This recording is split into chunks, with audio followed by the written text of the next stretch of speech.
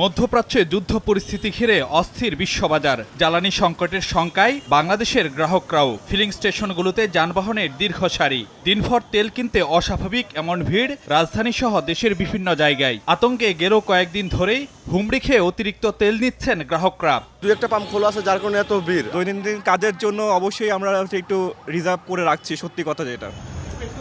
এমন পরিস্থিতিতে শুক্রবার রাজধানীর বিভিন্ন ফিলিং স্টেশন পরিদর্শন করেন জ্বালানি মন্ত্রী ও প্রতিমন্ত্রী।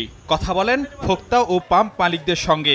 আশ্বস্ত করেন দেশে জ্বালানির পর্যাপ্ত মজুদ আছে। আতঙ্কিত না হয়ে মিতব্যয়ী হওয়ার পরামর্শ দেন প্রতিমন্ত্রী। দুশ্চিন্তাগ্রস্ত হওয়ার কোনো কারণ নেই। আমরা যদি আমাদের স্বাভাবিক চাহিদা অনুযায়ী আমরা তেল নেই পেট্রোল পাম্প থেকে, আমি মনে করি সংকট আগামীতে হবে না। আমাদের কাছে যেটুকু মজুদ আছে এবং আগামী সপ্তাহে আমাদের যে কার্গোগুলো ভেটবার জন্য আমরা কনফার্মেশন পেয়েছি, আমি দায়িত্ব নিয়ে বলছি যে জ্বালানি নিয়ে কোনো সংকট হবে না সরবরাহের ক্ষেত্রে। বিশ্ববাজারে জ্বালানির দাম ঊর্ধ্বমুখী থাকলেও দেশে আপাতত না বাড়াতে সরকার সর্বোচ্চ চেষ্টা করবে বলে জানান প্রতিমন্ত্রী। সমন্বয়ের প্রয়োজনীয়তা দেখা দিতে পারে। আমরা চেষ্টা করব যতক্ষণ পর্যন্ত তেলের মূল্য বৃদ্ধি না করা যায়, আমরা সেটুকুই চেষ্টা করব।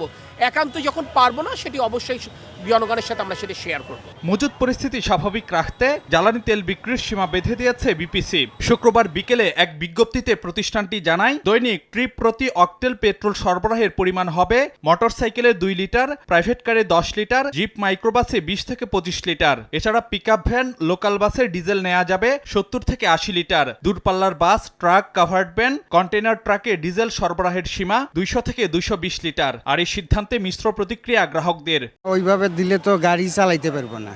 10 লিটার তেলে আর কতটুক জায়গা যাবে? 2 লিটার তেল তো দুর্ভোগ বাড়বে। আরো তেল ফুরিয়ে গেলে তখন পেট্রোল পাম্পে মানুষ সবাই যা জাম বাজবে। এখান থেকে 10 লিটার নিয়ে যদি আমি যাই মেঘনা দাউদকান্দি পর্যন্ত যেতে পারবো, ওইখানে গিয়ে আবার আমার সিরিয়াল ধরতে হবে কেন? এই ভোগান্তির দরকার কি? এদিকে সংকটকে অজুহাত দেখিয়ে অতিরিক্ত দাম আদায় করা হলে সেটি আইনগত অপরাধ হবে বলেও সতর্ক করেছে বাংলাদেশ পেট্রোলিয়াম কর্পোরেশন। ফারুক ভিয়া, রবিন, সময় সংবাদ, ঢাকা।